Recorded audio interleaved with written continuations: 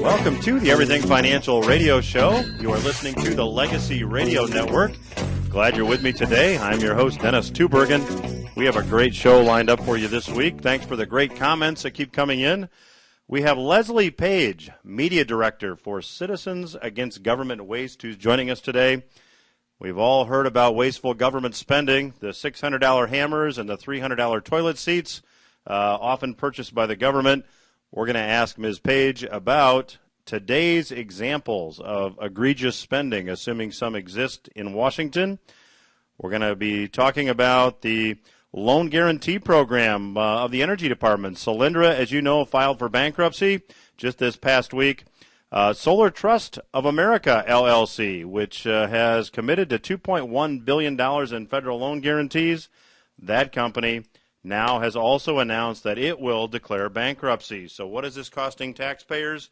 We're going to get her take on the FHA, the next housing bailout, an article that she wrote detailing how Fannie Mae and Freddie Mac are still costing taxpayers money.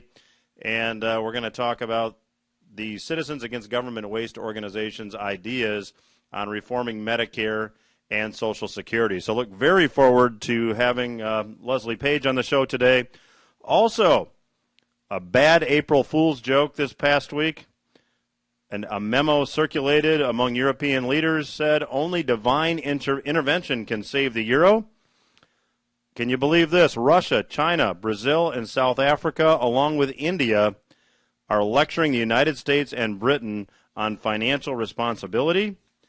We'll also talk about Eurozone unemployment, which has reached now its highest level in 15 years.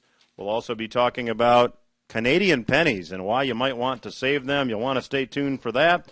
And we'll also be talking about Richard Russell's recent prediction. Richard Russell has been publishing the Dow Theory Letters for many years, and he is making a very bold prediction as to what might happen in the stock market moving ahead.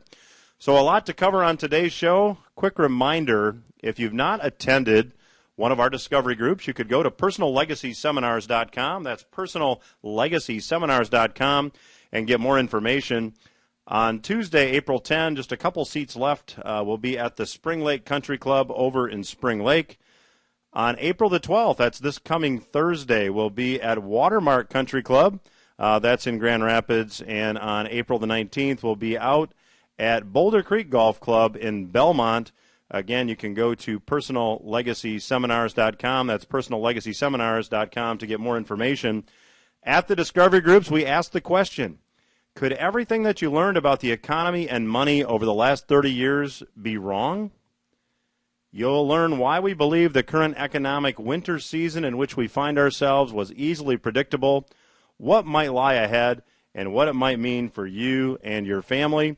If you've not attended a discovery group, we would certainly encourage you to do that. Discovery groups are really geared for those, say, age 59 and a half or older. So if you fit that category, feel free to go to personallegacyseminars.com. That's personallegacyseminars.com to get more information. I am pleased to have with me on the Everything Financial Radio Show today Leslie Paige. Leslie is the media director for an organization by the name of Citizens Against Government Waste. I've been a big fan of their work for a long time. Leslie, thanks for being with us and welcome to the show. Well, my pleasure. Thanks so much for having me. You know, Leslie, let's start. For those listeners that may not be familiar with your organization, tell us about what it is that you do and what your mission is. Well, Citizens Against Government Waste, to put it in a kind of a little quick shorthand for you, is a taxpayer watchdog group, and we have been around since the early 80s. We were created under the Ronald Reagan's presidency, more or less, after the Grace Commission, which was in the Ronald Reagan did the Grace Commission in the early 80s, which was an opportunity to look at the government and audit it for waste, fraud, and abuse. And that was headed up by J. Peter Grace, who was the head of a private sector company, the Grace Company, still in existence today. And after they came out with a report, which came out, took 2 years to write, Peter Grace teamed up with Jack Anderson, the famous muckraking journalist, and decided to create an organization to kind of follow on those recommendations, and that was Citizens Against Government Waste. And so our mandate is basically to educate and to uncover waste, fraud, abuse, mismanagement, and just general stupid government tricks, let's put it that way, and trying to let taxpayers know how their money's being spent. And as you can imagine, the federal government is being quite the leviathan these days. That job is a never-ending game of whack-a-mole. We are constantly chasing down news stories, trying to uncover the waste ourselves, keeping track of things so that taxpayers can compare year to year and apples to apples when they want to know how the government spends money. Well, given a lot of what we see coming out of Washington, the analogy you used of whack-a-mole seems appropriate. You know, Leslie, we've all heard about rumors about the $600 hammers and the $300 toilet seats purchased by the government. Can you give our listeners an example or two of egregious, wasteful spending or something that would be categorized that way, in your opinion? Well, you know, there are so many categories and so many different kinds of wasteful spending. I mean, you know, in terms of the kinds of programmatic waste that we see, the one I tend to use that I love very much because it's an easy one to explain to people and because it's also still going on is the Market Access Program, which is a U.S. Department of Agriculture program in which taxpayer money is given to very large and very well-off corporations to help them advertise their products to overseas markets. I think the average American, especially now in this dire fiscal environment that we're living in, would find it pretty egregious that our taxpayer money is being given to large American corporations to promote their products overseas when most people believe that is what the corporation is required to do on its own to make money. They are profitable. And then along in that vein, I mean, most listeners may be familiar with the Solyndra scandal. And what's interesting about Solyndra is that it is not the only company. It's become a kind of a shorthand for these green energy companies that have been getting huge amounts of handouts from the federal government through the Department of Energy. But what most people probably don't know about it is that the program itself, which is located at the Department of Energy, is a loan guarantee program. That program has been identified and was identified as recent, you know, as far back as 2008, as being completely vulnerable to crony capitalism, to manipulation, to fiscal losses, because they didn't have the expertise to make decisions about who to fund in the solar panel industry, for example, or biofuels.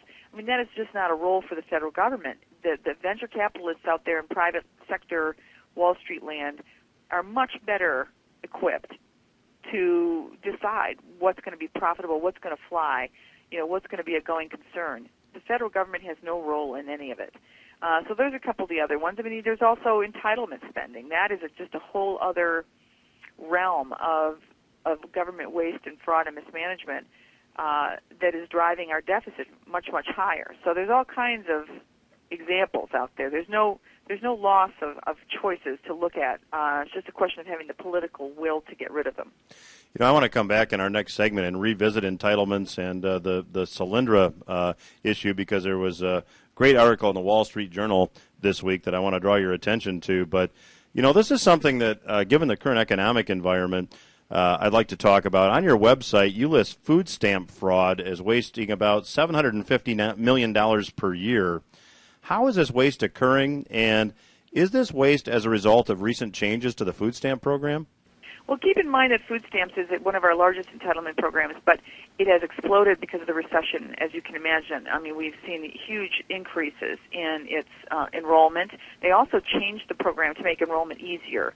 And they also have discovered, of course, that there's a huge amount of beneficiaries that are enrolled in it that aren't really eligible. There's a lot of ways you can game the food stamp program. And I have to say also, I want to warn the listener that $750 million is probably on the low end of what the fraud and waste and abuse in the program is. The U.S. Department of Agriculture claims that they only have 1% of the program is lost to waste, fraud, and mismanagement.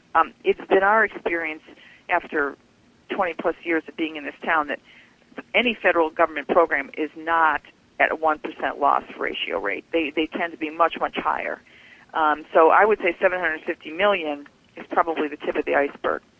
But keep in mind that they've increased the amount of beneficiaries that have started to take food stamps. They've tried to kind of now, the new thing with the Obama administration and also with people in positions of power in Washington who are in favor of more spending, they've been going around doing a couple of things. One, they're sort of trying to destigmatize food stamps and, saying, hey, it's great, everybody should be on them kind of thing. And the other thing is to talk about the fact that food stamps are actually a fiscal stimulus, which would strike most listeners as insanity. I mean, if that were the case, why bother having anybody work at all? If all we needed was the government to give you money to buy food in order to, get the fiscal stimulus so we could get out of this big recession we're in, we might as well all of us quit working and all go on the dole, and everything would be just hunky-dory. The truth is, that program is completely fraught with problems. I mean, not to mention just the sheer fraud of it all. I mean, the amount of trafficking that goes on. And when I say food stamp trafficking, what I mean is individuals who get into cahoots with other individuals to take those food stamps, that basic card, and cash it in. They'll go to an unscrupulous food stamp, an acceptor of food stamps, like a convenience store or something like that, someone that's kind of in the cabal with them, and they'll cash the card in for cash. The recipient takes some of the cash, and the participating store takes some of the cash, and then they go off and buy, whatever slash LCDs, or they buy drugs with it, or alcohol, or whatever. There's all kinds of things you can buy with food stamps cash if you can get someone to cash it for you. Leslie, I'm going to pick it up with you on the other side. Everything Financial Radio will continue after this. Stay with us.